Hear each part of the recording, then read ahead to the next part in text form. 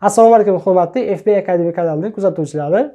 Demak, bugun men Birazar Rahmonov 2023-yil mart-iyun sessiyasida haqiqiy imtihonda tushgan F5 Section C savollarini tahlil qilib beraman. Ushbu videoda siz hamma qiyin deb hisoblagan Section C savollariga qanday qilib yuqori ball ola oladigan javob yozishni o'rganib olasiz. Demak, biz boshladik. Xo'p, 2023-yil mart-iyun imtihonida haqiqiy ekzamga tushgan savollar. Bu savollar haqida menga aytishgandi ekzamga kirganda. Mana shu savollarni ko'rib turibmiz. Xo'p, savollar qiyinmi? Savollar qiyin emas, odatdagidek. O'sha kutilgan savollar tushgan. Ikkita mavzu, advanced variances bilan performance measurement. Xo'p, demak, men under exam constraint, misol uchun men examga kirganimda qanday javob berishim kerak edi deb sizlarga misol ishlab beraman. Men hech qanday nazariy mavzularga to'xtalib o'tmasdan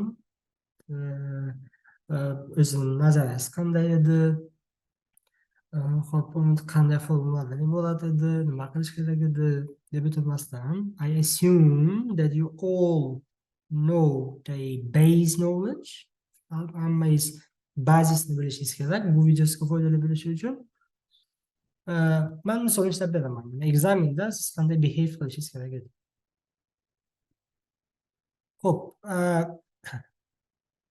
nimadan boshlaymiz? Hadem savoldan boshlaymiz. Mana aytyapti, for each ingredient, soy, beans and sugar, demak ikkita ingredient bor bizda. Calculate the following variances for the month of November. Noyabr oyi uchun variance hisoblashimiz kerak. Price planning variance, price operational, usage planning, usage operational. 12 ball hisob kitobga berilgan. Demak, juda ham zo'r savol. 12 ball hisob kitob 20 balldanmi? Demak, yaxshi savol. Hisob kitobda chunki men adashmasligingiz kerak. Xo'p, nima qilamiz? Men material price bilan hali case'ni o'qimayapman. Xo'p, o'zimga yozib olaman. Tak, birinchisi yozaman material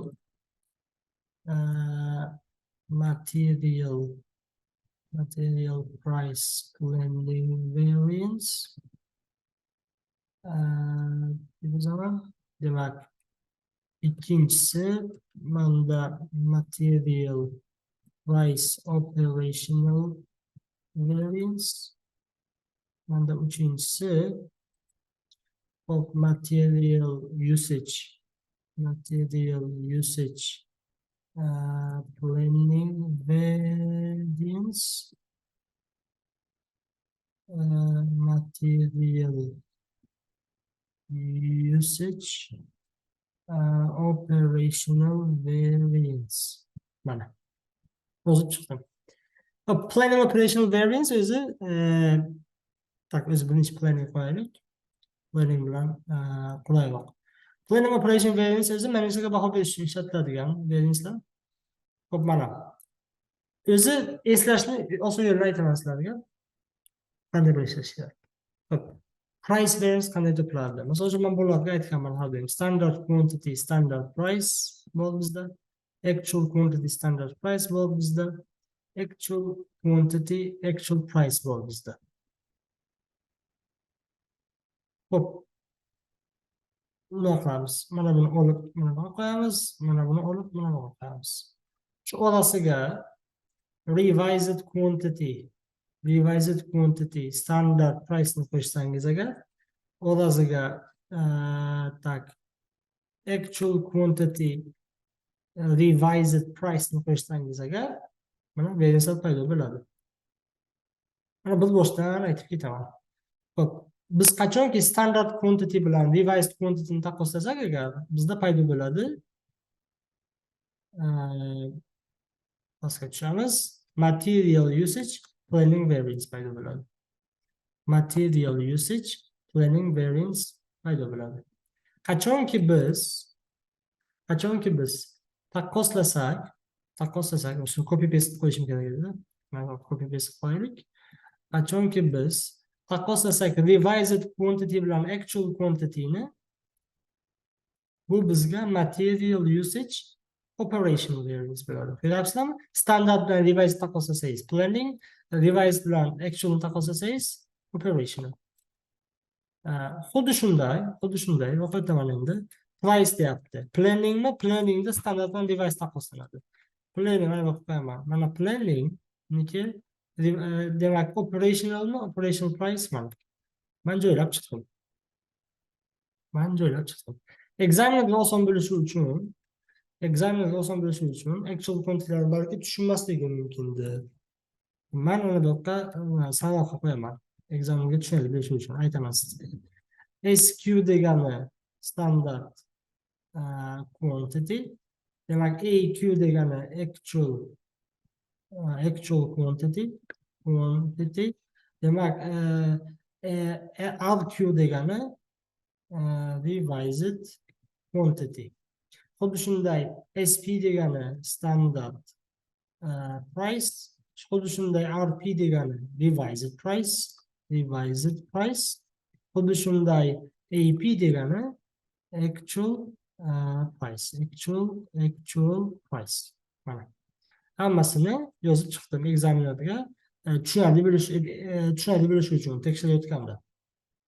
Xo'p, endi men qolipni yasab oldim, endi case'ni o'qiyman, shunga moslab olaman.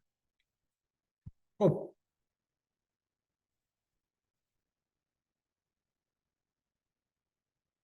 Da, hammasi to'g'ri. Yo'qmi deb tekshiryapman, ko'zdan kechiryapman. Da, hammasi to'g'ri. Xo'p, davom etamiz. Price plan topishimiz kerak. Tepaga chiqib o'qisak nima ekan bu? Vegan Co is based in Zealand and manufactures a wide range of non-meat and non-dairy products, which it supplies to retailers. Demak, non-meat, non-dairy. Missiyasi nima ekan? To produce high-quality, cruelty-free products sourced from local ingredients. Okay. Ular just in time ishlaydi, inventory yo'q. Va ular soya milk sotadi. Asosiy produkti soya milk. Noyabr oyidagi ma'lumotlar bor bizda. Noyabr oyida budjet qilgan ekan 440 mingta soya milk sotaman deb, lekin 480 mingta sotibdi, ko'p sotibdi. That's a great question. The main ingredients soya milk are soybeans and sugar. Demak, soya milk ishlab chiqarish uchun bizga soybeans kerak va sugar kerak. Ikkovini ham 50 kilometr uzoqlikda bo'lgan joydan ko'chirib keladi. Olib keladi. Vegan Co markets its soya milk on this basis, making it appeal to customers. Okay. Caring for the environment. Demak, organic narsalardan soya milk tayyorlaydi va aytibdi organikdan tayyorlayman. We are caring about the environment. Xo'p, endi extracts from the standard cost card. Demak, standard cost carddan bizda ma'lumot bor. Quantity'si bor, cost'i bor. 0,2 kilogramm, 200 gramm, 12 gramm. Kilogramda berilgan. Demak, bizda standard quantity bor. Yozib qo'yaylikchi. Standard quantity qancha ekan? 0,2 soybeans bor bizda. Shuni olib mana bu qo'yaman. Demak, menda ikki xil produkt bor. Soybeans bor. Menda nima bor? Menda sugar bor. Va soybeans bor. Mana bu variancelarni ikkita produkt uchun topishim kerak. Faqat bittasi uchun emas. Mana bu variancelarni soybeans uchun va sugar uchun topishim kerak. Bekorga berib qo'ymaganda u 3 ball. 3 ball seriyozli ball. Xo'p, endi soybeansni standard quantity'si qancha ekan? Standard quantity soybeans. Xo'p, 0,2 kilogramm, sugarniki 0,012 kilogramm. Actual quantity haqida ma'lumot yo'q. Bu per unit. Per unit haqida gap ketyapti. Per unit deb qo'ying, mana shu pastga. Shuni copy qilib qo'yaylik. Per unit haqida gap ketyapti. Total haqida gap ketmayapti.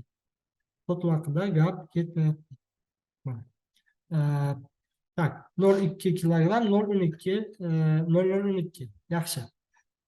Xo'p, standart narxchi 590 bu 80. Demak, standard price soybeansniki kilogrammi 590, kilogrammi 180. Xo'p, dollar. Bu bular dollar qilib qo'yamiz. Xo'p. Yozib oldik soybeansni. Actual quantity, revised quantity'larni enter qilamiz. Vegan use qilibdi, ishlatibdi 94 ming kilogramm soybeans. 5280 kilogramm sugar in actual production of soya milk. Demak bizda actual quantity bor. Actual quantity va yozaman total. Total ishlatgan qancha? 94.000 kilogramm soybeans, 5280 sugar ishlatibdi. Okay. Mana bu total yozib qo'ydim. Kilogramm bilan. Hop. Actual cost of the vegan of soybeans in November 507 bo'lgan ekan. Actual price. Soybeans 507 dollar kilogrammi. Buniki $90 bo'lgan ekan. Actual cost of sugar. Buniki $90 bo'lgan ekan. Demak, o zaman $90 mana dollar qo'ydim. Дальше per unit. The market price in Zealand for soybeans decreased by 10%. Market price biz 10% kamaygan, lekin biz 570 dan sotib olganmiz. Market price 10% kamaygan bo'lsa agar bu degani o'zi market price qancha edi? Market price 590 edi. O'sha 10% kamaygan bo'lsa, endi 90% bo'lishi kerak. $531 bo'lishi kerak. Revised price to'g'rimi? Market price kamaydi. Sugarniki esa 20% ga oshgan. Sugarniki esa 20% ga oshishi kerak. Bu 2 ga oshishi kerak. $216. Okay, men market price'larni yozib oldim. Dальше. Xo'p, yana nima bo'lyapti? This was due to unusual cooler winter. Xullas, bizni nazoratimiz ostida bo'lmagan faktorlar tufayli. Which had a positive effect on soybean crops but negative on sugar. Sovuq bo'lganda soybean uchun yaxshi, sugar uchun yomon. Purchasing manager responsible for negotiating prices. Shak shubhasiz. Xo'p, revised quantity haqida gapirsak. Mana aytyapti, vegan corn made change to standard mix. Demak, ular qo'shiladigan ma'lumotlarni mixni o'zgartiribdi va reducing sugar to 10 grams. Sugarni 10 grammga nima qilibdi? Kamaytiribdi. Endi sugar 10 gram bo'ladi. Yo'q, 10 grammga kamaygan bo'ladi. That's interesting. 10 grammga kamaysa agar necha gram demak mahsulot bo'ladi bu yerda. Per unit in order to comply with new government legislation. Demak, reducing sugar to 10 grams per unit. Demak, sugar bizda qiziq joyi bo'ldi. O'zim nima deb o'yladim xayolimda. Mana bundan ayiramiz 0.01 nima deb o'yladim. Keyin 1 kilogramga tarkibida 0.002 kilogram bo'ladimi deb o'yladim. Keyin savolni qarasam, to 10 grams per unit deyapti. By 10 grams emas. Demak, mana bu yerda 0.01 bo'lar ekan. Yani 12 gram emas, 10 gram bo'lib qolibdi. Okay. Demak, bu government so'ragan talab. To try to maintain consistency of the milk, we decrease the soybeans 200 gramdan 190 gram qo'yibdi. Demak, 190 gram 0.9 kilogram degan. The production manager is responsible for the mix at vegan. Belgiladik. None of the above change and quantities reflected in the standard cost. Standard cost kartni yangilashmabdi, shuncha o'zgarish qildi. Which is prepared by the accounts department and updated twice a year. Despite both the purchasing and production manager stating that this is not frequent enough. Albatta. Demak, biz topamiz, varianslarimizga bo'lamiz. Demak, actual quantity degani mana bu yozib qo'yaylik. Actual production of soybeans. Tak, mana bu yozib qo'yamiz. Actual production. Actual production. Units yozaman. Nechta soybeans haqiqatda ishlab chiqaramiz deb reja qilganmiz? Soya milk. Demak, actual production of soya milk. Soya milkdan qancha ishlab chiqaramiz deb rejalashtirgan edik. Soya milkdan ishlab chiqaramiz dedik 480,000 units. Hop, budgeted production qancha edi bizda? Budgeted production bizda unitsda edi, mana bu yerda yozilgan 440,000. 440,000. Hop, mana. Demak, men yozib qo'ydim. Production yozib qo'ydim. Hop, endi productiondan keyin tarjima etamiz. Tak, bir boshdan ketamiz. Actual quantity. Mana bu yozamiz soybeans. Demak, soybeans actual quantity qancha material ishlatilgan. Actual quantity degani bu haqiqatda 480,000 soya ishlab chiqarilgan milk har biriga actually necha kilogram? Yo'q, shart emas ekan. 94,000 kilogram o'zi bor ekan. 94,000 kilogram soya beans ishlatamiz. Ko'paytiramiz. Buni nimaga ko'paytiramiz? Standard price ga. Standart kilogrammi qancha ekan? Standard price mana bu yersa standard price 509 ga. Mana shuncha chiqdi. Xo'p, soya beans topdim. Endi sugarni xuddi shu ishni qilaman. Sugar uchun actual quantity 5280, standard price qancha? Standard price $8. Mana standard price kilogramga shuncha turibdi. Demak, mana turibdi. Mana bu adashmasligingiz uchun endi o'zgartirib qo'yaman. 1 kilogram deb yozay. 1 kilogram. Kilogrammi $509. Xo'p, bundoq qilamiz. Copy, paste. Mana. Xo'p, ana endi bu o'z dollar qilib qo'yamiz. Bu qayerda qayg'urmang. Actual quantity revised price. Actual quantity 94,000, revised price bizda 531. Soybeansnikini. Oh, I'm sorry. Mana bu qo'ydim. Xo'p, demak, actual quantity 5280 kilogram. Xo'p, ko'paytiraman. Revised price 206. Mana. Yozib oldim. Mana dollar qilib oldim. Hammasini.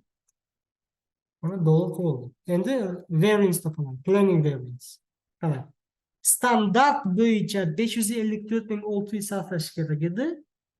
Lekin haqiqatda bular revise bo'lgandan keyin 449,140 sarflayapti. Demak, $55,460 bizda price planning variance bo'lyapti. That's good. Xuddi shu bitta yozaman, shunday copy qilaman, shunday paste qilaman. $1901 bizda nima bo'lyapti? Adverse bo'lyapti. Price planning variance. Yaxshi. Demak, shakar qimmat sotib olinyapti. Soybeans dan pul ekonom qilyapmiz. Faqat bunaqa o'zgarish bo'lishiga sabab bu planning ku. Bizni nazoratimiz, ya'ni menejerlarning nazorati ostida bo'lmagan faktorlar tufayli quyidagi varianslar paydo bo'ldi. Dars ketdik. Xo'p, operation topamiz endi. Actual quantity ko'paytiraman. Endi actual price. Mana 570, to'g'rimi? Shu bitta copy qilib mana bu qo'ysam, qarang. O'zi shu datalarni to'g'ri yozganman-ku, ko'paytirib qo'yapti. 5280 + 90. Xo'p, xuddi shu ishni qilaman. Actual quantity, actual price. Actual quantity mana soybeans ko'paytiraman. Actual price 570. Shundoq bitta copy qilib mana bu qo'ysam, yana tekshiraman. To'g'ri hisoblayaptimi? To'g'ri. Yo'q, bir xil bo'lib qoldi-ku. Mana revised price ko'paytirilmadi menimcha. Tak, mana qarang, 570 ga actual ko'paytirildi. Revised ko'paytirish kerak edi. Bitta copy, bitta paste. Demak, buni ham qo'yaman. Yoki bonus mantiq qilsangiz, mana bu yerda turibdi-ku, revised price. Shuni ko'chirib qo'ysangiz bo'ladi. Endi variance topadigan bo'lsak, qarang. Biz revised bo'yicha 499,140 sarflashimiz kerak edi. Revise bo'lsa cost cut, lekin biz $575,800 sarflayapmiz. Ko'p pul sarflayapmiz.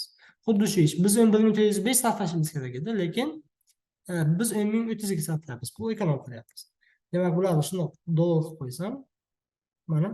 Demak, biz hozir $36,660 ko'proq pul sarflayapmiz. Soybeans sotib olishga. Reviseddan nisbatan, demak, yaxshi kelisha olmayapmiz biz. Menejerlarimiz narxni kelisha olmayapti. Arzonlashtirib sotib olib bo'lmayapti. Mana bu 1373 bizda nima bo'lyapti? Favorable bo'lyapti. Mana bu adverse deb yozib qo'yay. Mana bu tak, adverse favorable. Tak. Nima hal qilsak, qanday hal qilsak bo'ladi? O'ylanglarchi. Biz adverse favorableligini albatta kiritishimiz kerak. Bundoq qilib, mana bu qo'yamiz, mana bu favorable deb yozamiz. Mana bu adverse deb yozamiz. Chunki adverse favorableligini aytib ketishingiz kerak-da, examiner adashib qolishi mumkin. Adverse mana favorable. Bo'ldi. Dars ketamiz. Bizda yana ikkita variance bor. Xo'p. Dualizm datani to'g'ri yozib bo'lsangiz agar, hamma nima deydi, zagotovka tayyor. To'g'rimi? Sразу hisob-kitob qo'ysangiz bo'ladi. Tenglashtirib. Tak, dars ketdik. Pastga tushamiz. Standard quantity, yani shu qaytib beramiz. Standard quantity degani standard quantity for actual production degani. Haqiqatda qancha ishlab chiqarilgan? 480 ming. Standart bo'yicha shu 480 ming qancha material sarflanishi kerak edi? Tepaga chiqaman. Standard quantity bo'yicha mana 96 ming kilogramm sarflanishi kerak edi. Xo'p, standard quantity nima ko'paytirar ekanmiz? Standard price ga.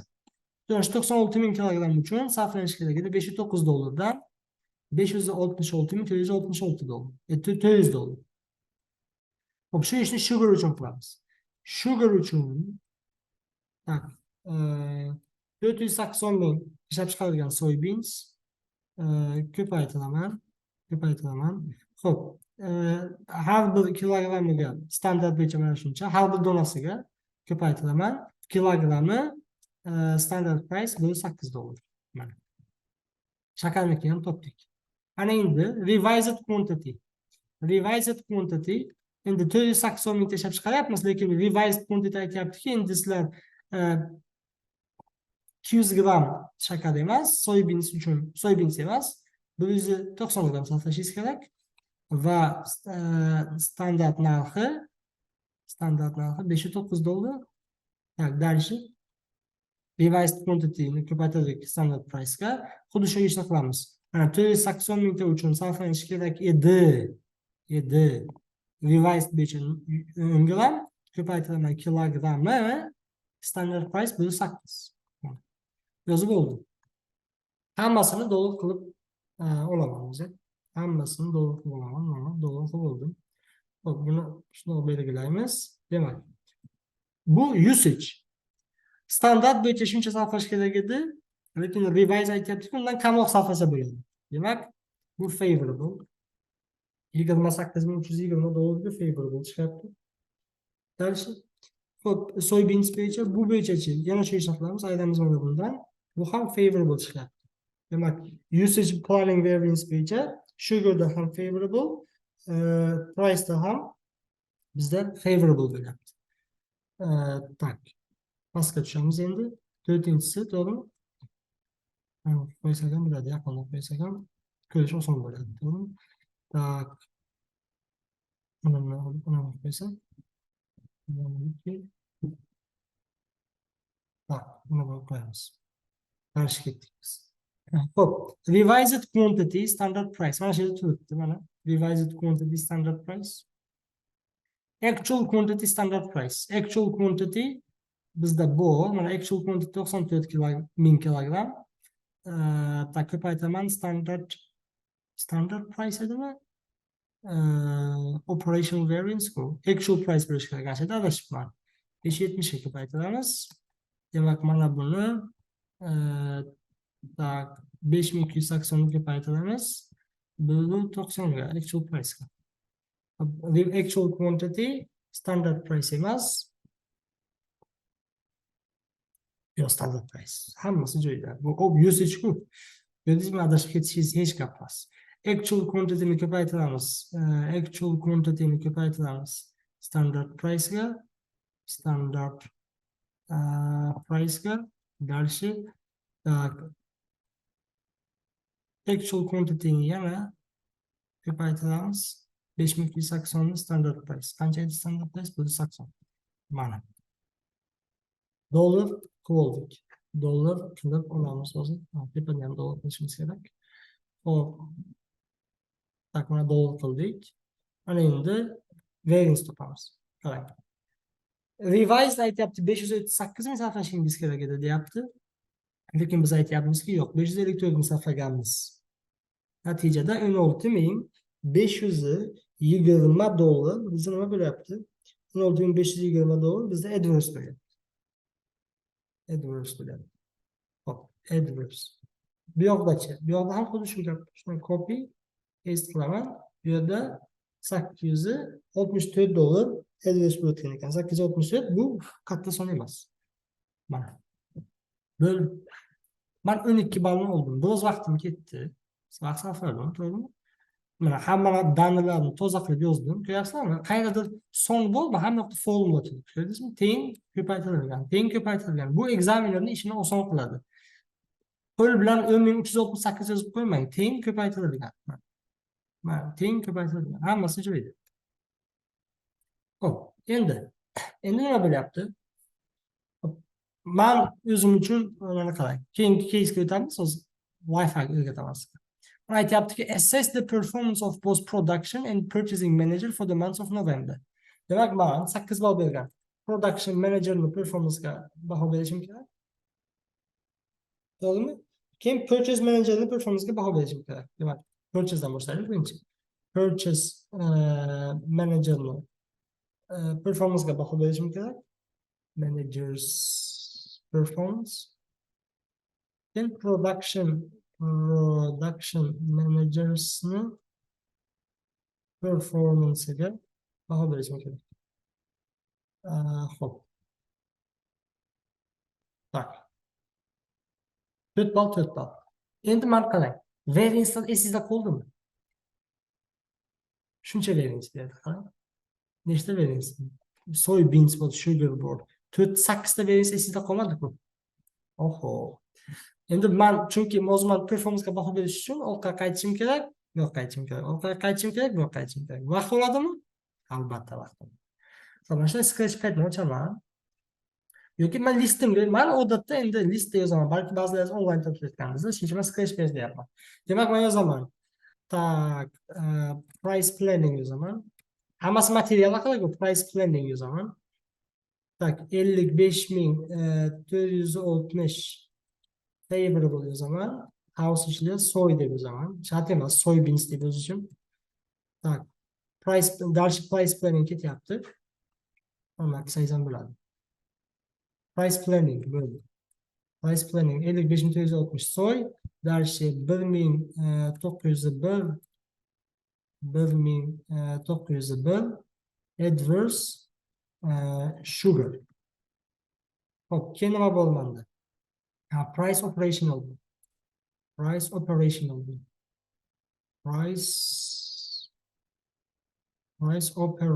bo'lmanda.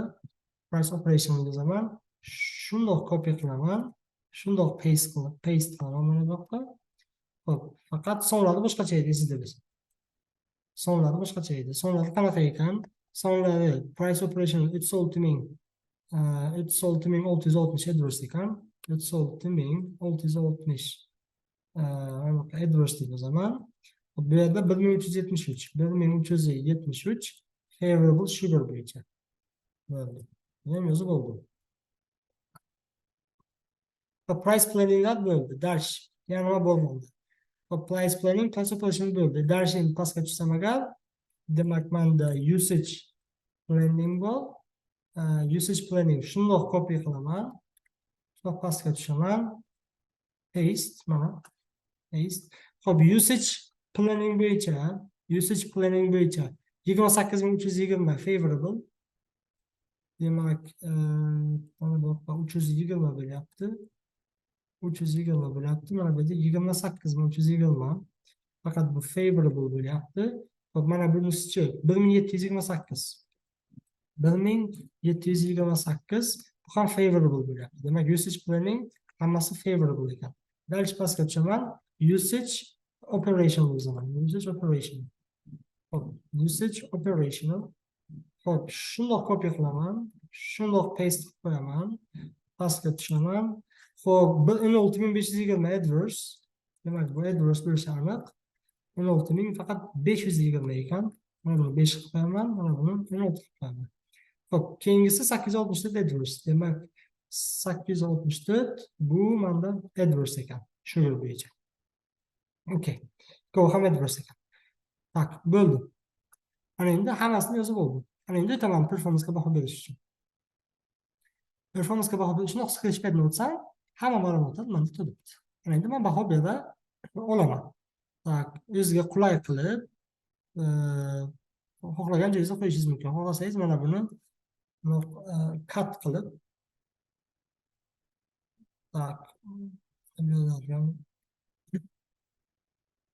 Xo'p, o'z uchun qulay qo'yishingiz mumkin. Hozir endi ancha vaqtni olyapti. Shuning uchun men ko'p vaqt sarflamaslik uchun o'zingizga endi qulay formatda yozib olishingiz, bemalol yozib olsangiz bo'ladi.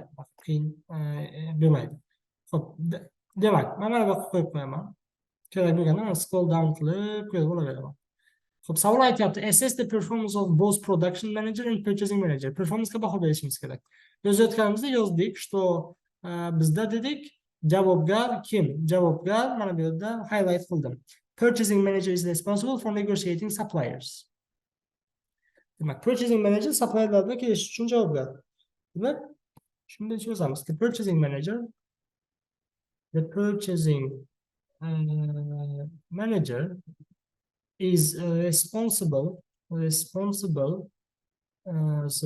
for negotiating the prices with suppliers. Supplierlardan kelish uchun purchasing manager javobgar. However, but they are not always responsible. They are not always responsible for the prices. They cannot control. To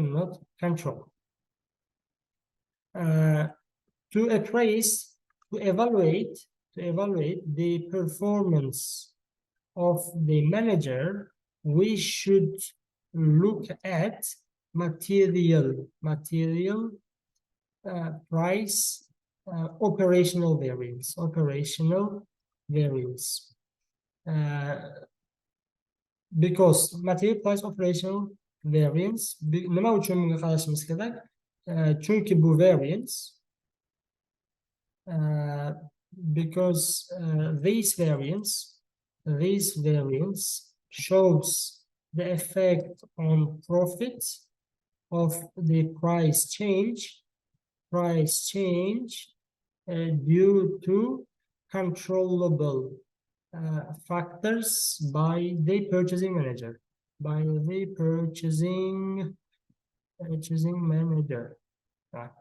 qilib shart emas.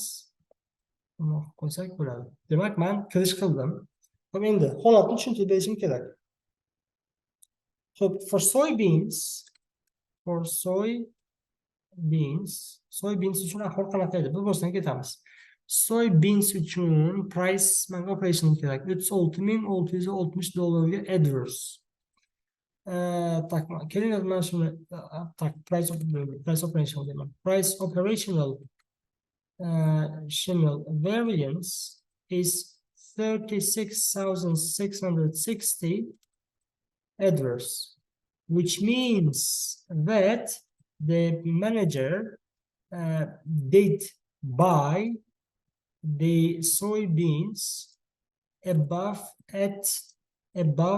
the revised price. Revised qilingan narxdan ham qimmatroqqa sotib olibdi.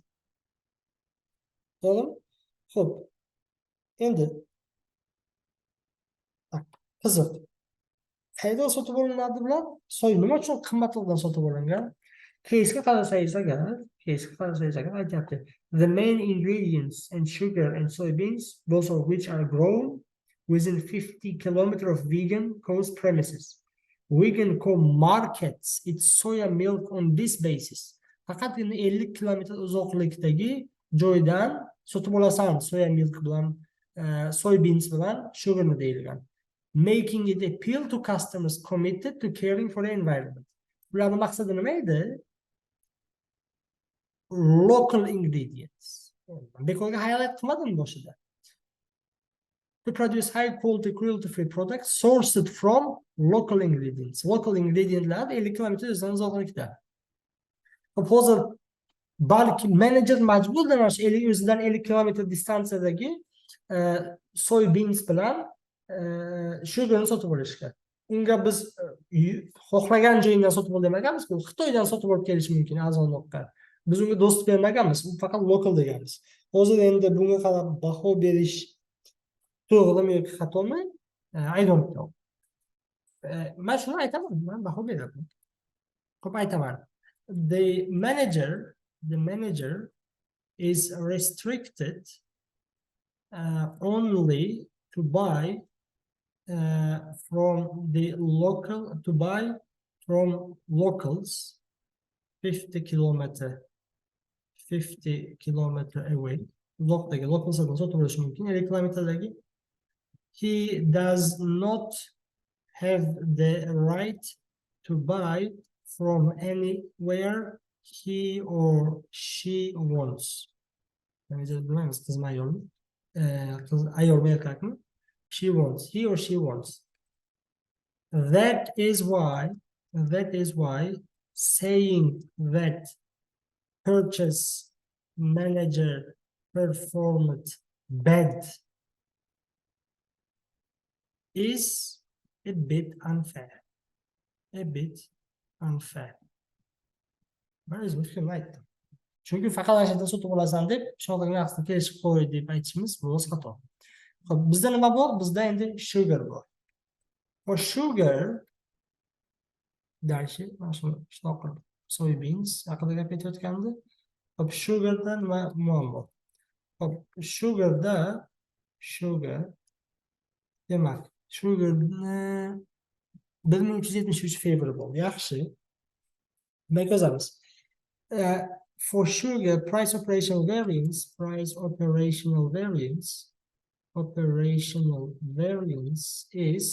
$1,373 favorable. Favorable bo'lib turibdi. Xo'p, demak, $1373 bu juda kichkina son. Xo'p, shuning uchun biz buni aytib ketishimiz kerak. This figure is small. This figure is small in dollar terms. But so generally, the manager did a good job.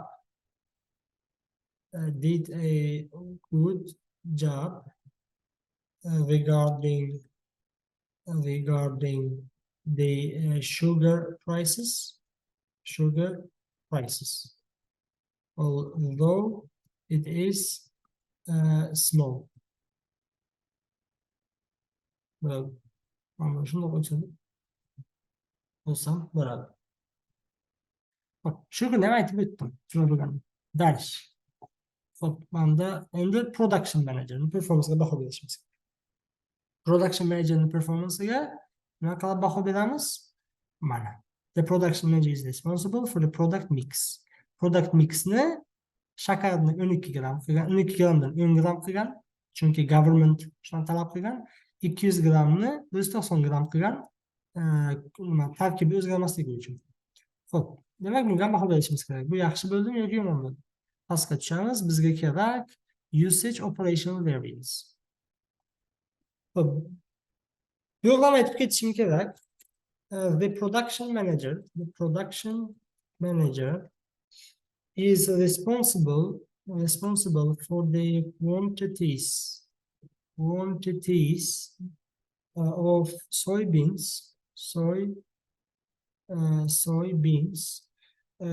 and sugar used in the production of soya milk. Demak, ular content uchun javob beradi.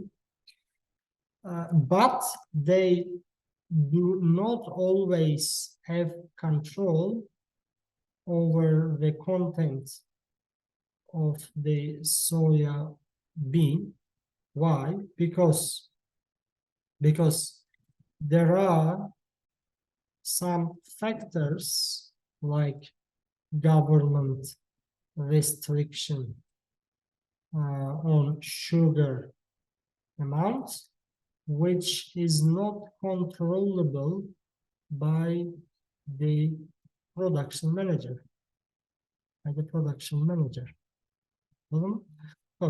Therefore, we should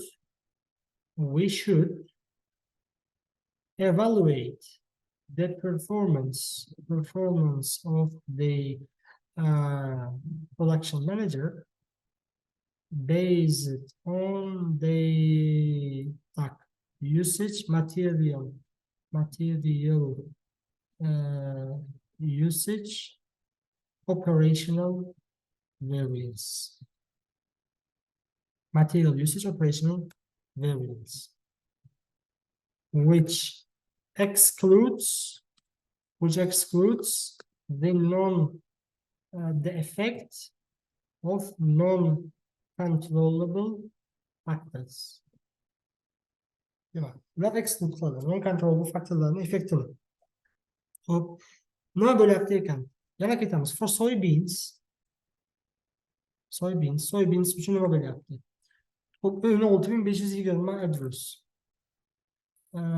Usage operational variance is ultimate like $520 adverse, which means they have used more soybeans than planned. Which means more soybeans were used than they revised quantity. Revise qilingan quantitydan ham ko'proq soybeans ishlatilgan. Revise qilingan quantity 90 gram edi.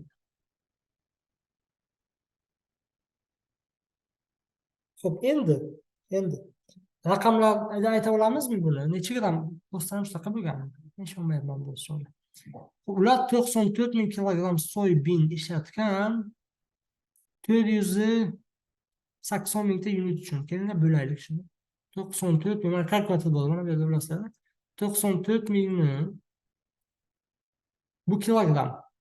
Gram qilmoqchi bo'lsam 1, 2, 3. 3 dan qo'shdim. Bo'laman 480 ming ishlab chiqaryapman. 480 ming ishlab chiqaryapman. Görüyorsun, revised quantity qancha edi? Revised quantity 190 gram edi. Bular 195-83 gramdan ishlatyapti har bitta unit of nima uchun? Soya milk uchun. Demak, buni aytaman. Hop, in fact, it was it revised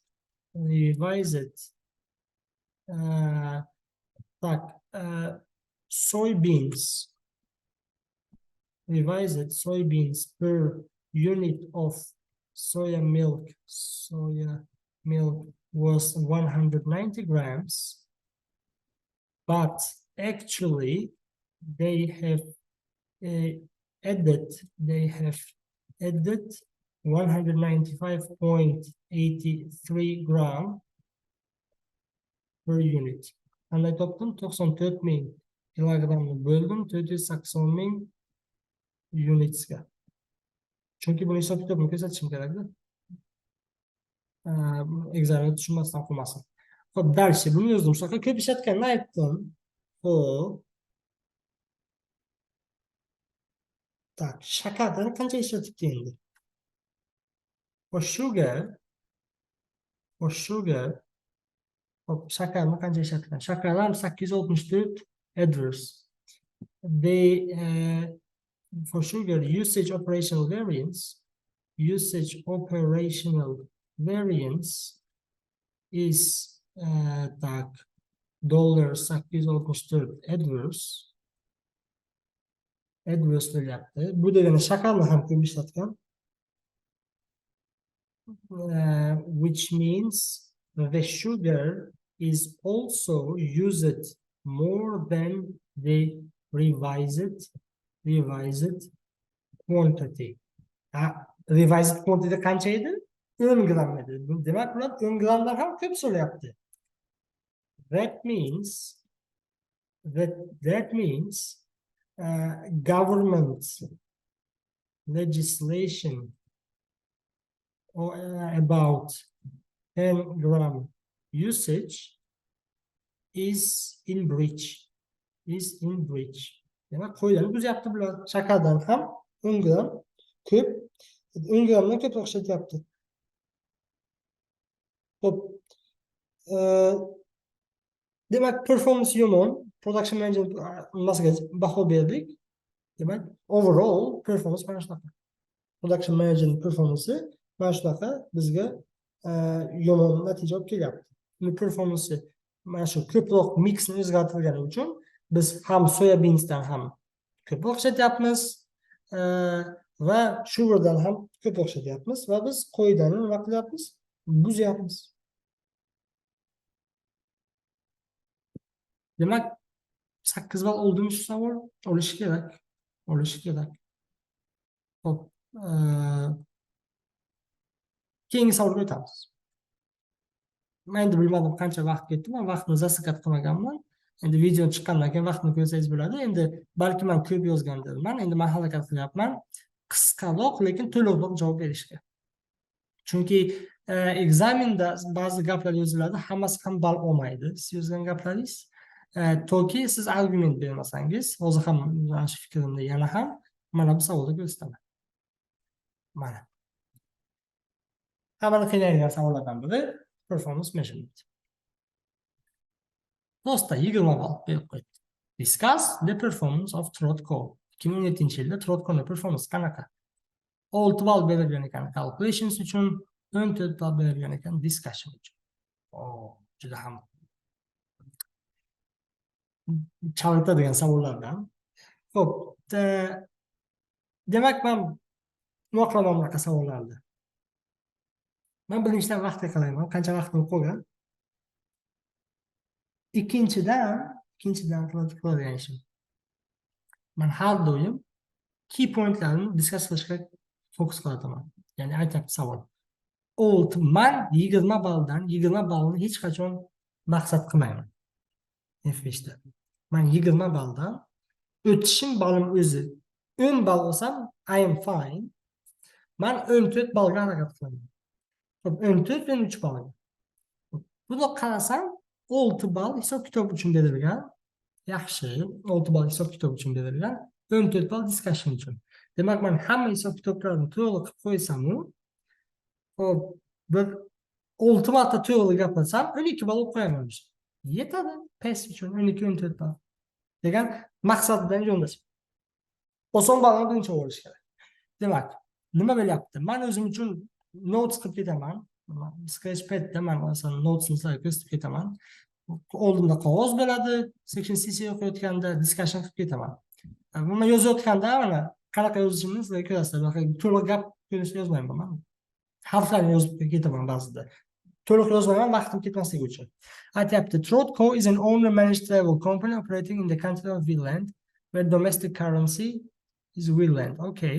It offers a range of package holidays to customers, and the holiday price it charged to customers includes flights, transfers to from resorts and accommodation costs. Demak, bu package cost o'tadi. Package tools o'tadi. Demak, uni ichida flight bor, uni ichida transfer bor, uni ichida accommodation bor. Yaxshi, price included. Xo'p, keyinchi. The market is extremely competitive. Demak, competitive market ekan. Xo'p. Until recently, the company only offered holidays to Europe. However, following a consistent 5% annual decline in the European holiday market over the last 2 years, demak, Europe faqat Yevropaga xizmat ko'rsatdik. Lekin 5% decrease bo'lgan. Marketda. Xo'p. We have decided to extend our coverage to North America. Demak, biz maqsadimiz expand to North America. Or flights to North America from Finland are longer than flights to Europe from Finland. Demak, longer flights. Demak, bizga longer flights bo'ladi.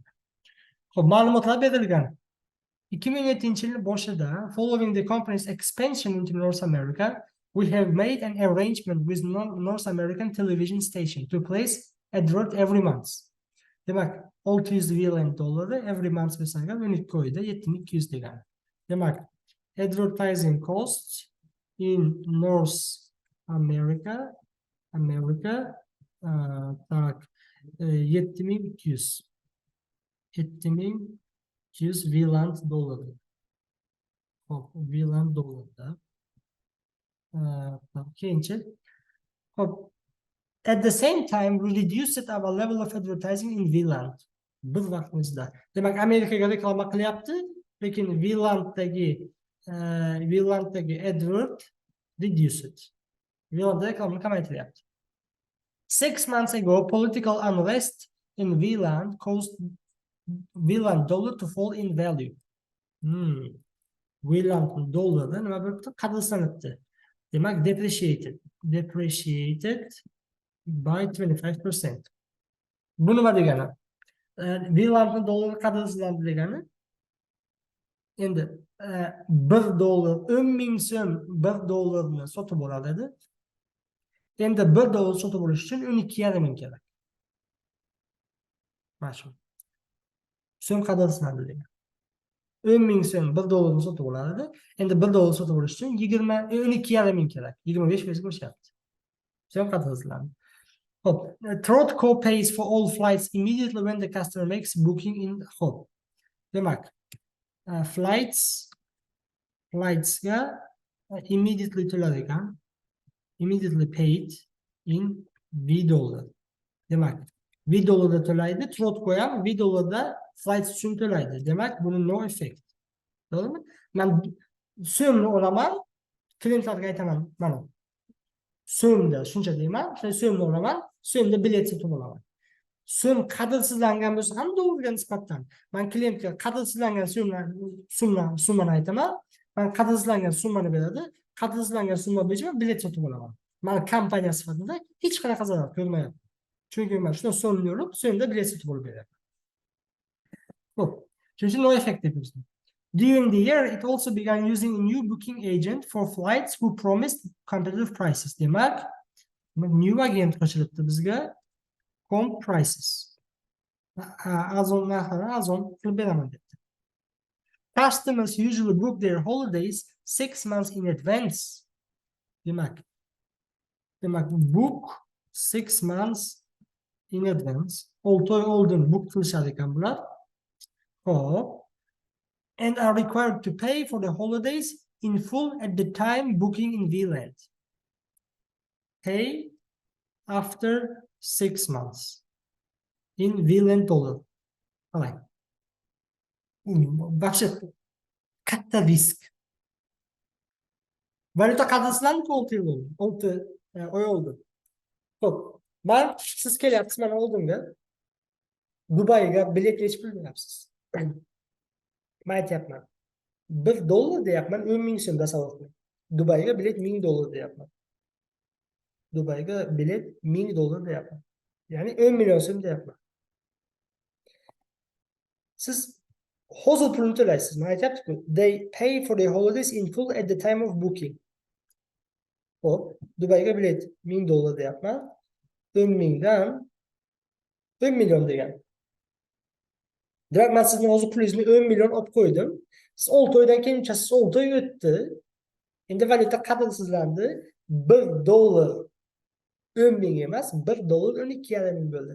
Demak, men sizdan olgan 10 million 6 oydan siz uchadigan sanada $8 teng bo'lib qoldi. Siz chunki 6 oy menga shunday 10 million berib qo'ydingiz, $1,000 to'lab qo'ydingiz. Ular VLANda to'laydi. VLAN so'mda to'lab qo'ydingiz. Bu $1,000 edi o'sha to'lab to'laganingizda. Endi 6 oy o'tdi, $8 teng bo'lib qoldi. Nima uchun bu risk deyapman? Chunki the cost of accommodation and transfers are always paid by Trotco in the currency of the country being visited. Amerika bo'layotgan bo'lsangiz, Amerika dollarda to'lab beradi. Accommodation va transferlarni. Xitoyga bo'layotgan bo'lsangiz, Xitoy valyutasida to'laydi. Fransiya bo'layotgan bo'lsangiz, Fransiya valyutasida to'laydi. Deyapsizmi? Valyutasi 25% qadrsizlangan bo'lsa, demak tasavvur qiling, siz menga 6 oy oldin keldingiz. $1,000 to'ladingiz. To'g'rimi? $1,000 to'ladingiz. Men $200 mani foydam, aytyapman. Xo'p, $1,000 to'ladi, 200 mani foydam $8 tan narxi. Tan narxi $8. Amerikaga bo'lishni yoki Dubayga bo'lishni. 6 oydan keyin uchasiz faqat. 6 oydan keyin uchyapsiz, siz bergan 10 million $8 teng bo'lib qoldi, tan narxi teng bo'lib qoldi. Men hech qanaqa foyda ko'rmayapman sizni Dubayga jo'natishda. Demak, pay after 6 months in V dollar. Book 6 months in advance, but they pay after 6 months first. Pay when booking. Pay in when booking in V-land dollarda to'laydi. Demak, bu degani exchange bo'yicha exchange loss qilamiz biz. Midway through 2017, one of Trotco's employees was awarded compensation. Nima uchun? Sudda decide qilishdi, she was unfairly dismissed. Chet tilda shunaqa, ishingizni agar unfairly dismiss qilsangiz agar sizni sudga beradi. Sudda yutqizsangiz agar kompensatsiya to'lab berasiz. Bitta odam ishsiz qoldi. Xo'p, unfairly dismissal. Okay. Eslab qoldim buni, bu shart emas. Va all remaining staff 10% oyligiga oshirilgan, ularni ishontirish uchun. Bizning ishlaydigan va remaining staff oyligiga 10% oshirilgan. Xarajat oshib ketyapti. Demak, staff cost, salary increase 10% va yo'q joydan 22,000 compensation. Xarajat oshib ketyapti xolos. Trotco is financed partly by medium-term loans. One of the loans came to an end 3 months ago, and the company therefore had to renegotiate a new loan. Yangi loanni renegotiate qilish kerak, kelishib olish kerak. The new loan incurred $3,000 finance fee and higher interest rate than the old loan. Demak, yangi qarz olmoqchi bo'lsangiz, yana $3,000 ga sizni finance costingiz oshar ekan. Просто professional fee, qarzni jalb qilish uchun kimlarga pul to'lab jalb qilishingiz kerak. Bundan tashqari, yangi qarz evaziga biz nima qilar ekanmiz? Computerized billing sistemasini o'rnatar ekanmiz va u bizning administrativ xarajatlarimizni 50% kamaytirar ekan. Demak, admin cost expected down 50% tushadi. Nima uchun tushadi? Computerized billing system. Yaxshi, sabablari bor. Demak, отчет berilgan. Men bu raqamlar menga hammasi video bergan, VLAN valyutasida. Xo'p, men bular haqida hali ko'p narsa bilmayman. Bularni koeffitsiyentdan topishim kerak. The owner of Trotco has looked at 2017 results and is extremely disappointed. Natijada вообще disappointed ketibdi. Qarang, foyda 77,000 va zarar 12,000. Albatta disappointed bo'ladi. Having seen that the business has made a loss, he feels like the whole expansion into North America was a bad idea. Nima uchun Amerikaga kirdim, deyapti. Kirmaganimda 77,000 topgan. Kirdim, mana 12,000 zarar ketdi. Demak, biz discuss qilishimiz kerak. Rostdan ham shu, rostdan Amerikaga kirish xato idea edimi? I don't know yet. Demak, menga qanaqadir koeffitsiyentlar kerak. Xo'p, men qanaqa koeffitsiyentlar kerak? 6 ball o'ylab olishim kerakmi? Men o'zimga qarayman. 2 yilni bekorga berib qo'ymagan, 2 yil berganmi? Значит, men nima qilishim kerak? Dinamika topishim kerak. Demak, men dinamikani qanday topaman? Xo'p, dinamika topish uchun, dinamika degani 1 yildan keyingi yilga necha foizga o'zgardi? Revenue qancha foizga o'zgardi? Costlar qancha foizga o'zgardi? Mana shu dinamika. Demak, dinamika topishim kerak. Xo'p, nimalarni topaman? O'zim uchun hozir qilaman. Tak, European sales. Men revenue borku. Qarang, Yevropaning sales qanchaga tushgan? 640 mingdan 512 mingga tushgan. Demak, bu degani, tak, 512 mingni bo'laman 640 mingga, ayiraman birni. Xo'p, va shuni ko'paytiraman 100%ga. To'g'rimi? 100% ga ko'paytiraman. Table qilishim kerak edi. Table vaqt olgani uchun shunaqa yozib ketyapman. Bu tragediya emas. Xo'p, hisob kitob qilaman. 512 ming ayrilgan 640 ming, bo'lingan 640 ming. I'm sorry. 512 ming. Tak, 512 bo'lingan 640 minus 1 ko'paytirilgan 100. 20% decrease. 20% decrease. Demak, 20% ga decrease bo'larkan. European sales. North American sales endi shart emas, to'g'rimi? Total sales qaraylik. North Americaga savdo kirmagandik. Kirganimizdan keyin 256 ming topdik. Yaxshi. Total sales nima bo'lyapti?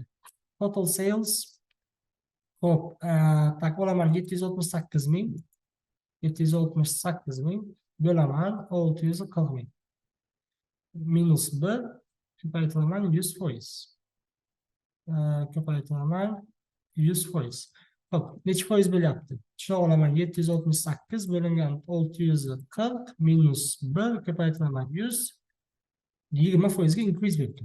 20% ga increase bo'lgan. Total sales demak 20% ga oshgan, lekin Yevropaning salesi nima bo'lgan? 20% ga kamaygan. Nima evaziga total sales oshdi? Amerikaga kirdik, shuni evaziga oshdi. Xo'p, dальше nima topamiz? Gross profit margin. Gross profit margin o zaman. Gross profit margin demak, mana buyoqqa tasavvur qilib qo'ymasam ancha xato bo'ladi. Demak, xo'p. Mana buyoqqa yozamiz.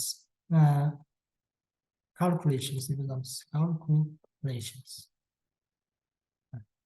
Gross profit margin. Gross profit margin topamiz. Qaysi yil uchun topamiz endi? Gross profit margin protsent ko'rinishida bo'ladi.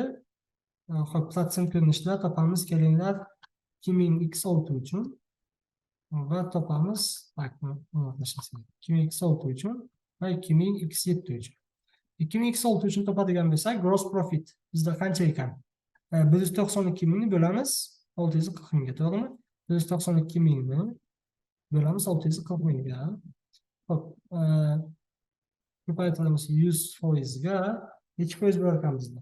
192 bo'lingan 640. 300% bo'lar ekan. Demak, gross profit margin 300% bo'lgan 2016-yilda. Xo'p, 2017-yilda qancha bo'libdi? 2017-yilda 149.760, to'g'rimi? 760 bo'lingan 768.000. Ko'paytirilgan 100%. Xo'p. Tak. 149.760 bo'lingan 768.000 ko'paytirilgan 100%. Gross profit margin 19.5%. Mana, marja tushib ketdi. Sizlarga ko'raylik ham. Demak, gross profit margin topdik biz. Yana nima topishimiz mumkin? Net profit margin topamiz, keling. Net profit margin topa olamizmi? Net profit margin topamiz. Bu ham protsent ko'rinishida bo'ladi. Xo'p, shundoq copy qilib, paste qilib, yo'q raqamlarni o'zgartirsam bir xil, to'g'rimi? Net profit 77.700. Demak, 77.700 ni bo'laman 640.000 ga. To'g'rimi? Bu yog'ini nima qilaman? Bu yog'i minus 12.000 ni bo'laman 768.000 ga. Xo'p, 77.700 ni bo'lsam 640.000 ga.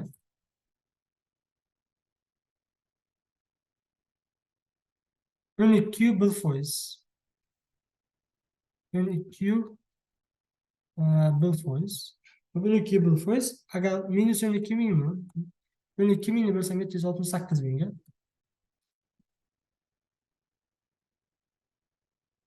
Bu 6%. Minus 6% faqat. Minus 1.6%. Demak, 1.6% zararda. That's worrying. Xo'p, net profit margin tushib ketdi. Mana evaziga net profit margin tushib ketibdi. Cost of sales qarash kerak. Demak, cost of sales qarashda nima bo'lyapti? Cost of sales bizda nima bo'lyapti? Cost of sales. Cost of sales ni qarayapman. Total cost of sales 161.760 bo'lgan. Buni bo'lyapman 114.300 ga, aylyapman 1 ni, ko'paytiryapman 100% ga, mana chiqyapti. Hop, 161.760 bo'lingan 114.300 minus 1 ko'paytirilgan 100. 41% ga oshibdi, ya. 5% ga oshibdi cost of sales. Bu вообще серьезный muammo. To'g'rimi? To'g'ri hisobladimmi? Cost of sales ni oldim. Cost of sales emas ekan bu, operating cost ekan. Operating costs ekan. Operating costs 40/5% bo'lishgan. Cost of sales ga boshqa narsani yozishim kerak edi. 160.000 kichik summa cost of sales uchun. 618.000 bo'laman 448.000. 618.240 ni bo'laman 448.000 ga. Ayiraman birni, ko'paytiraman 100% ga. Demak, necha foiz bo'lyapti? 618.240 bo'lingan 448.000 minus 1 ko'paytirilgan 100%, 38%. 38%ga nima bo'lgan? Increase bo'lgan. 38%ga increase bo'lgan. 41%ga increase bo'lgan. Cost of sales ham topdik, operating costlarni ham o'zgarganini topdik. Yana nimalarni topishimiz mumkin? Mana bu office rent qanchalarni nimasini topamiz yana? Qolgan movementlarni topamiz. Demak, 6 ball-ku. Men shuncha yozganman, 6 ball bermaydi. Где-то men 2-3 ball oldim. 3 ball oldim mana shuncha hisob kitob qilganim uchun. Chunki bol sonini bo'lib qo'yapman-da. Ko'p narsa qilyapman hali. Demak, salaries yozaman. Salaries qanchaga o'zgardi? Xo'p, salaries ni olish uchun 20.400 ni bo'lamiz 20.000 ga, aylanamiz 1 ni, ko'paytiramiz 100% ga. Necha bo'larkan? 20.400 bo'lingan 20.000. Xo'p, 2%. To'g'rimi? 2% increase. 2% ga oshishi salarylarni, yo'q, uzr. Salaries emas, bu office rent ekan. Xo'p, office rent. 2% ga oshishi bu big deal emas, inflyatsiya bilan bir xil oshganda. Balki mana qarang, office rent $400 ga bo'lib oshibdi. Demak, deyarli oshmagan desak ham bo'ladi. Xo'p, salaries uchun demak biz nima qilamiz? Salaries 52.500, to'g'rimi? Bo'lingan 50.000 minus 1 ko'paytiraman 100%. Necha foiz bo'lyapti? Tak, 52.500 bo'lingan 50.000 minus 1, 5% ekan. Demak, 5% increase, 5% ga oshibdi. To'g'ri, oyliklarni oshirgandim, 10% ga. 10% ga oyliklarni oshirgandim. Lekin 6 oy oldin oshirgandim yil tugashiga. 6 oy degani shuning uchun 5% ga oshishi kerak edi ham. Demak, advertising qanchaga oshgan? Advertising xarajatlari oshishi kerak, chunki biz Amerikaga reklama qilyapmiz $7.200 ga. To'g'rimi? 15.300 bo'lingan 10.200 minus 1 ko'paytirilgan 100%. Demak, 15.300 ni bo'lamiz 10.200 ga, aylanamiz 50% ga oshibdi. 50% ga oshibdi. 50% increase. Hamma xarajatlar oshib ketyapti. Admin cost tushgan bo'lishi kerak. Da, yaxshi ham tushagan narsa bor ekan. Xo'p, 12.600 to'g'rimi? Xarajat bo'lingan 14.000 minus 1 ko'paytiraman 100%. Mana necha foizga tushibdi? 12.600 bo'lingan 14.000 10%. Demak, 10% ga decrease bo'lgan. Qanday yaxshi.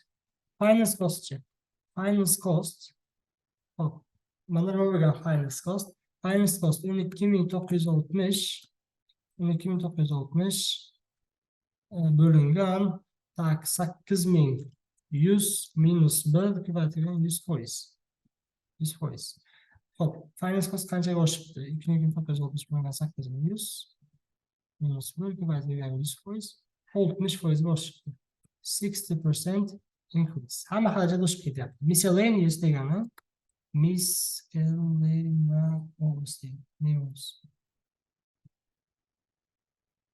Miscellaneous degani boshqa xarajatlar. 48.000 bo'lingan 12.000 minus 1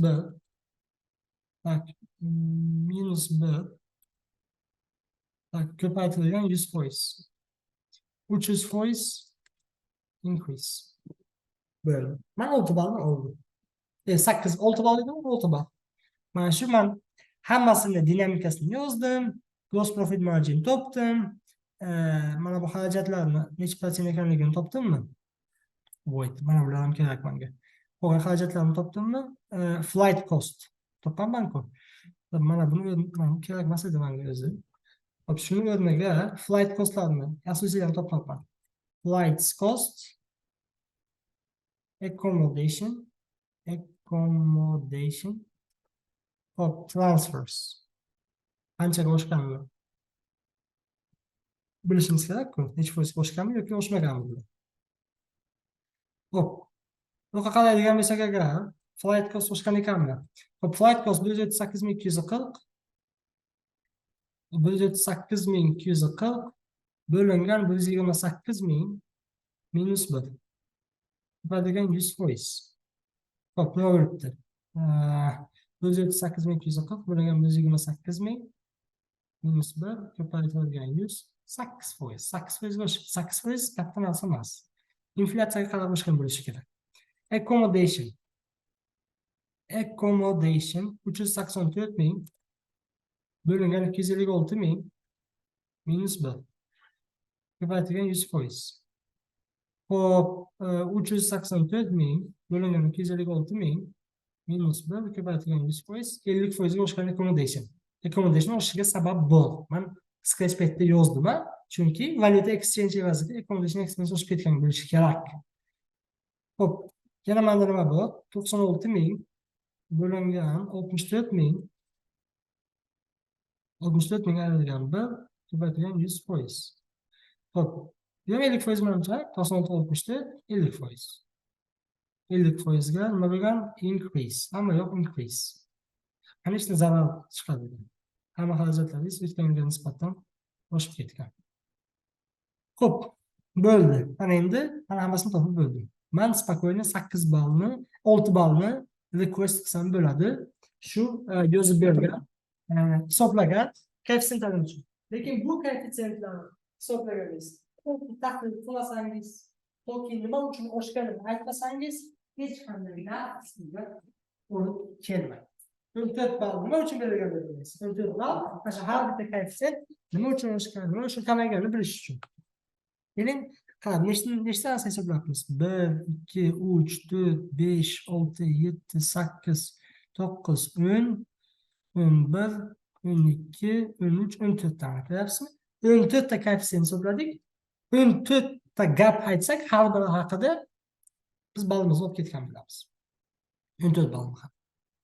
Demak, tepaga chiqamiz. Albatta, discussion of talon dedimi? Discussion. Bak. Normalmaydi bu kompaniyada. Hop. Tepaga chiqamiz. Hop. Plotco kompaniyasini discussion degan. Reset qilamizda. Discussion of Plotco's performance. Va Plotco'ning performansini discuss qilamiz. Hop, dars. Endi ketdi. Hop, shu nuqtaga chizib qo'yaman. Faqat sistematik yondashing. Mana birinchi sales haqida gapiramiz kerak. Sales performance. Sales performance'ni qanchalik biz uddaladik. Shu haqida gaplashamiz. Demak, biz overall nima deyishimiz mumkin? Overall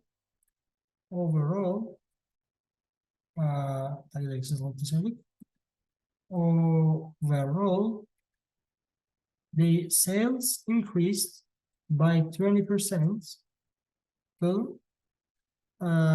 over from like year over year. Hamma yoziladi year over year. Yildan yilga 20% ga oshgan. Hop, this is sababni aytmasangiz ball berilmaydi. 20% ga oshdi, 0 ball. This is mainly because Trotco expanded into the new market, which is North America. Amerika bozoriga kirgani uchun sales'i tabiiyki 20% ga oshdi. So, expansion into America is successfully done. It is not failure. Nima uchun men buni deyapman? Chunki direktor o'ylayaptiki, kompaniyaning egasi. It feels like the whole expansion into North America was a bad idea. It's not a failure, it's a good idea. Revenue oshib ketdi. Ko'rganim uchun, ko'rmaganim uchun o'zi вообще ketadi. Xo'p, endi looking at the breakdown of figures, we can see that your sales to Europe decreased by necha foizga edi? 20% decrease bo'ldi. Yevropaga bo'lgan salesimiz decreased by 20%. Yes, 5% decrease is explained by European market decline, but the other 15% decrease is means Trotco underperformance. 5% qayerdan olding degan savol berishingiz mumkin. Mana bu yerda aytgandiki, case'da butun Yevropa bozori 5% ga consistently decline bo'ldi. Men aytyapman, 20% ga Yevropaga bo'lgan salesimiz tushdi. 5% ni men tushunaman, lekin 15% bu endi biz o'zimiz уже Yevropaga yaxshi sota olmayapmiz. Shuning evaziga tushib ketdi deb aytyapman. Hop. Endi yana vaqtda gapirish mumkin. Hop. Advertising haqida. Sales dedikmi? Sales alohida, keling advertising haqida gapiramiz. Advertising. Chunki biz advertising haqida ma'lumot berilganda alohida qilib. Xo'p. Advertising haqida gapiramiz. Advertising nima bo'ldi? Trotco nima qildi? Trotco reklama qilishni boshladi Amerikada. Trotco started advertise its package stores in North American television. Televizorga reklama qilishni boshladi dedi. Mana shu case'ni join sizlarga. Arrangement with our North American television station every month. And this advertising strategy was successful. Why it's successful? Because Trotco has only spent Wieland of 7,200. That means Wieland dollar ko'paytirilgan $600 turadi-ku oyiga. Ko'paytirilgan 12 months. But this advert brought about Wieland dollar 256 ming. Qayerdan olyapman 256 mingni? Mana 256 ming keldi. So reklama qilish nima edi bizda? Successful hot edi. To'g'ri reklama qildik. Hop. Lekin Wieland nima qildi? But Trotco stopped to advertise in Wieland.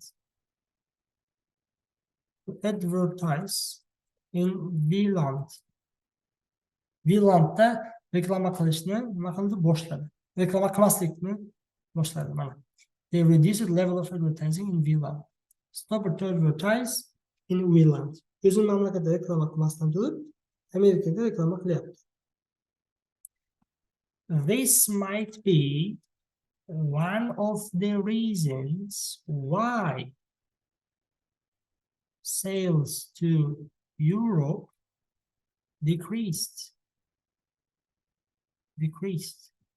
Yevropaga sales nima uchun kamaygani sabab reklamani kamaytirganimiz uchun. To'g'rimi? Ham bitta sabablardan biri. Advertising haqida gapirdim. Endi nima haqida gapiraman? Cost of sales haqida gapiraman. Cost of salesda nima gaplar? Cost of salesni qarasam agar qanday cost of sales? Xato joyga qo'yibman buni. Cost of sales ni olib mana bunaqa qo'yish kerak. Cost of sales 8% ga oshgan. Demak, highlight qilishimiz kerak. Cost of sales increased by 38%. Cost of sales 8% ga oshdi. In total. In total. Cost of sales 3 ta narsadan iborat. Flights, accommodation, transfers. Ho'p. Increasing cost of sales is not in line with increase in revenue. To'g'rimi? Revenue 20% ga oshgan bir joyda cost of sales 8% ga oshadi. That means that will and this situation and this has caused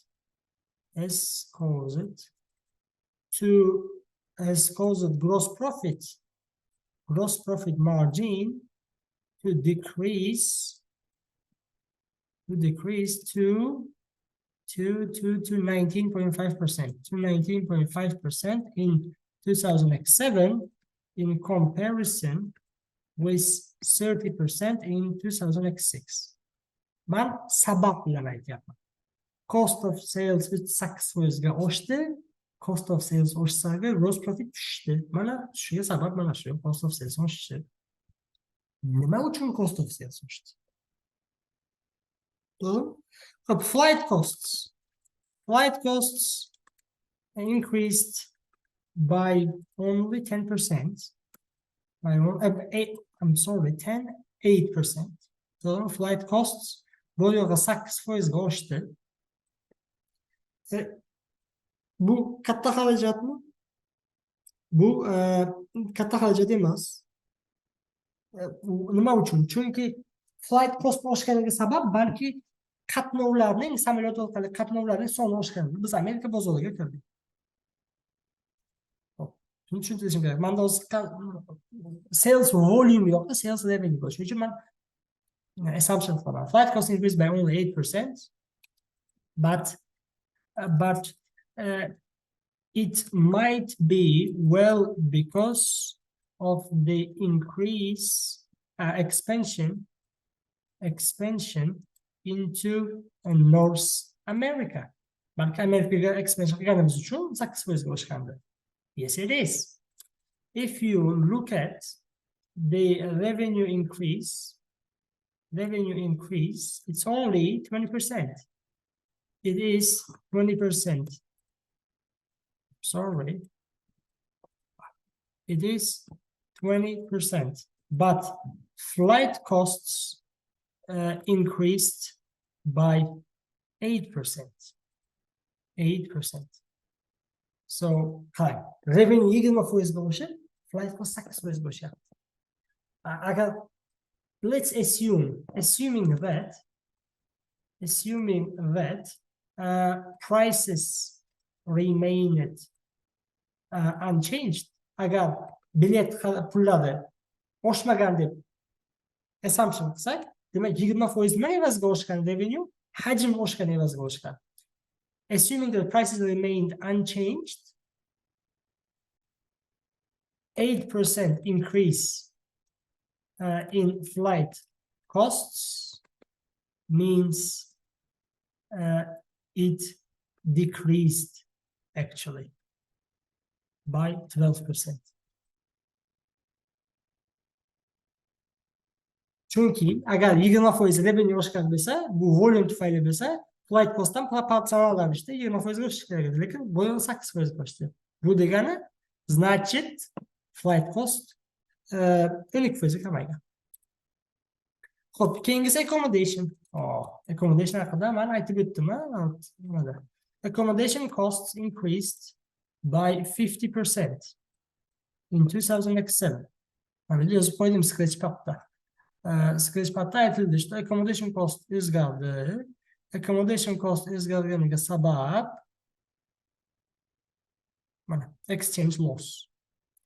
Hop, ben şunu da aytaman. Main driver of the increase main driver of increase in accommodation cost is the exchange loss, because customers pay in wheel and dollar 6 months before. Customers paid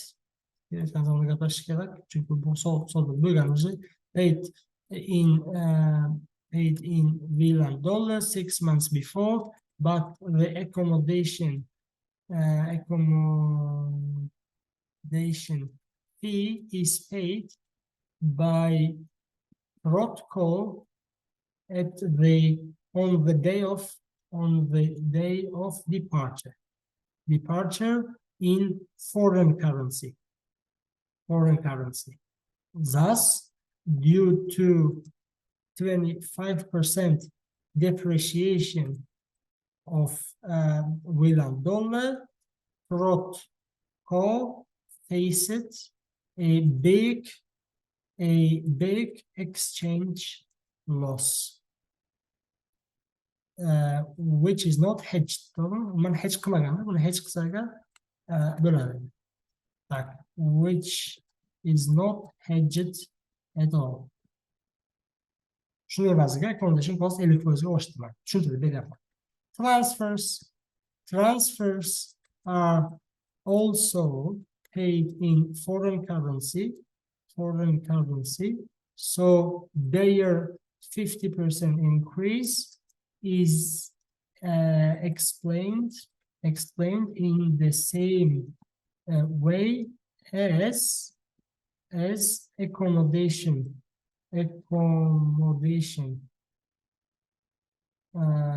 costs increase.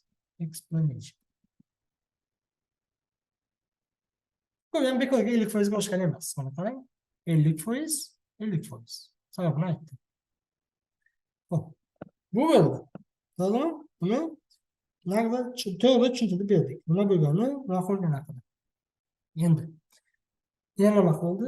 Bizda operating expenses qoldi. Operating expenses. Mana operating expenses nimalar qiladi? Ketdi. Office rent, salaries hammasi oshgan. Har biriga sabab aytishim kerak. Office rent oshganiga, salaries oshganiga, advertising haqida gapirdim. Admin haqida gapirishim kerak, finance haqida gapirishim kerak, miscellaneous haqida gapirishim kerak. Demak, office rent. Aytaman, office rent increased by only 2%, but that cannot be said as big increase because 2% increase might be due to inflation. So, inflyatsiya bo'lgani uchun foizga oshib ketgan bo'lishi mumkin. Xo'p, yana nima oshdi? Salaries increased by 5%, and it was expected because Rodco increased the salaries of staff by 10% midway through. Midway through qayerdan olyapman? Mana midway through 2017-yil 6 oy tugagandan keyin foizga oshadi. Shuning uchun 30 taqsimini ko'paytirgan 5% ga salaries oshgan. Xo'p, yana nima haqida gapiraman? Salaries haqida gapirdim, advertising haqida gapirdim, administration costs got decreased by, nima uchun administration cost tushgandi, 10% ga tushdi, got decreased by 10%, which can be explained by new computerized, this is billing system. Billing system qo'yapti. Qayerdan olyapman bu ma'lumotni o'zi ko'rsataman. System mana. Endi aytildi. New computerized billing systemga pul tikadi. Natijada administration cost 50% ga kamayishi kerak. Lekin o'sha 50% ga kamaydi. Chunki biz boyog'i 3 oy oldin qarz olib new computerized billing system o'rnatdik. It did not decrease. Hali bir yil ishlatmabmiz-da, yangi sistemada bir yil ishlatsak ko'proq administration cost decrease bo'ladi. It did not increase by 50% because it is being used for about 3 months. Only for 3 months now. So admin costs are expected to decrease further if it is used in full year. Xo'p, yana nima bor bizda? Admin costni aytdim, finance cost. Finance cost nimaga o'xshayapti? Chunki biz qimmat qarz olyapmiz. Finance cost necha foizga o'xshagan edi? Finance cost o'xshayapti 60% ga. Nima uchun 60% ga o'xshayapti? The new loan, which mean finance fees bor va high interest rate than old loan. Okay, understandable. Finance cost increased by 60% because degan joyidan boshlab balo olishni boshlaysiz. Because new loan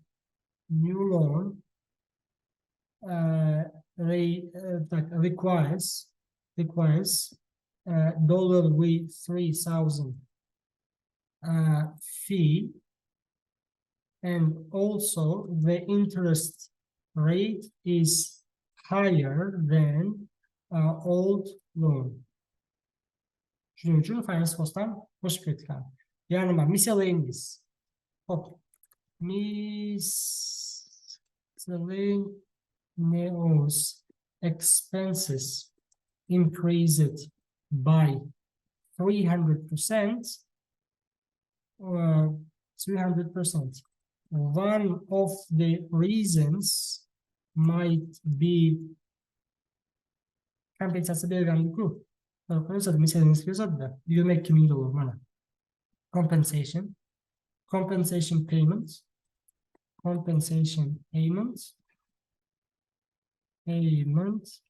for unfair dismissal, and this expense is one off,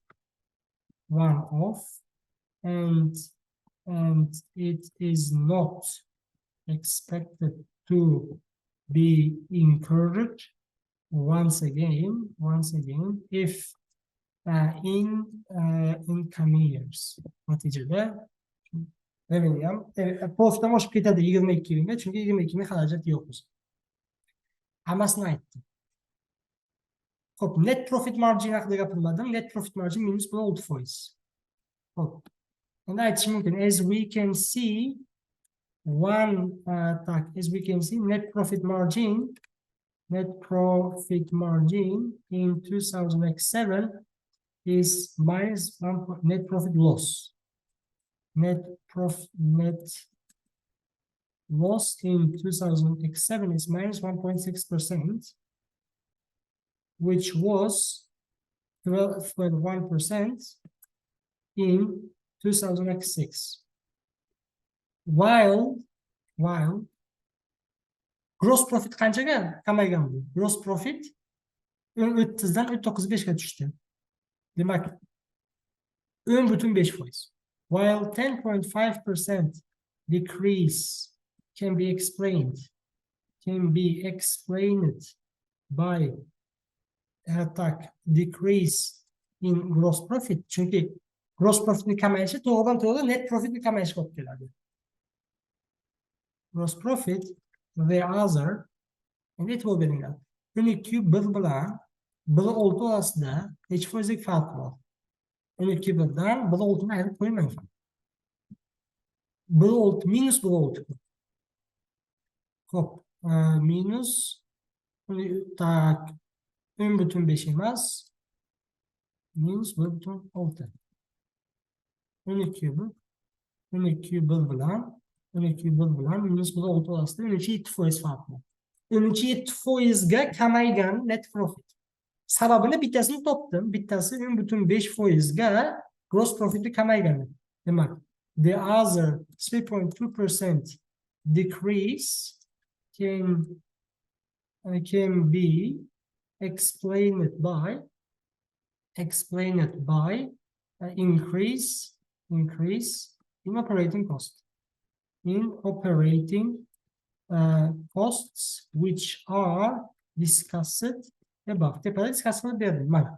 Mana nima uchun 3.2%ga profit kamayib ketdi. Mana office rent 2%, salaries 5%, administration tushib ketdi. About finance cost 60%, miscellaneous 300%. Shuning evaziga net profit kamayib ketgan. Esingizda tursin. 1 ball 20 ball. 1 balli har doim conclusionga. To conclude, the performance of Trotco is disappointing in 2007 as disappointing, and so the concern of Trotco's owner is right. But it is not due to expansion into North America. It is mainly due to exchange loss and other factors. North bu bedayliye deb bo'lyapti-ku, yo'q, bedayliye emas deb men aytib berdim. Mana sizning savolingiz qanday qilinadi? Ekzamenlarga javobingiz. Ekzamenlarga sizning javobingiz kodingiz yoziladi. Bak, mana qotib qoldi kompyuterim. Texnik xatolar bo'lib turadi. Xo'p, men just in case balki aytaman, link qo'yishadi YouTube'ga. Yozmasi ham ko'rinadi, чтобы siz foydalanib olishingiz uchun yoki men Telegram kanalda yozmasini, PDF'ini tashlab qo'ygan bo'laman. Shu yerdan ko'rib olsangiz yana bo'ladi. Xo'p, shu bilan Trotco mana shu haqida edi. Xo'p, give me a second. Tap qoldi. Mana Trotco'ni performance mana shunaqa edi. Mana birinchi hisob kitobni qilib olib, keyin discuss qildik. Discuss qilgandan ko'p yozmadik. Har bitta hisob kitobini faqat tushuntirib berdim. Yodingizdan chiqmasin. Cost increase, decrease deganingiz uchun ball olmaysiz. Toki because degan savolga javob bermasangiz, sababini ko'rsatmasangiz agar. Har doim sababini ko'rsatishga harakat qiling. Sababni qayerdan topasiz?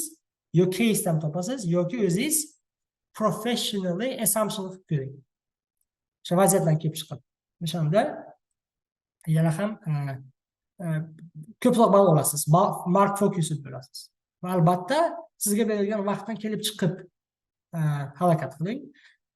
Men o'zi bu yerda endi bemalol o'tirib yozdim, vaqtga zasekat qilmasdan yozdim. Siz endi vaqtdan kelib chiqib yozishingiz kerak. Chunki bu 20 ballik javob. 20 ballik javob shunaqa qilish kerak. Sizlar uchun mana benchmark. Siz aytdim-ku, 20 ballni vaqtingiz ko'p bo'lmasa agar maqsad qilmang. Siz 15 ball olsangiz agar you are great. 20 ballda. Xo'p, qisqacha mana shu edi discussion. Sizlarga foydali bo'ladi degan umiddaman. Imtihonlarda xo'p, hammangizga omad.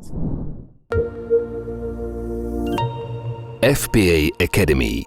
Study ACCA with professionals.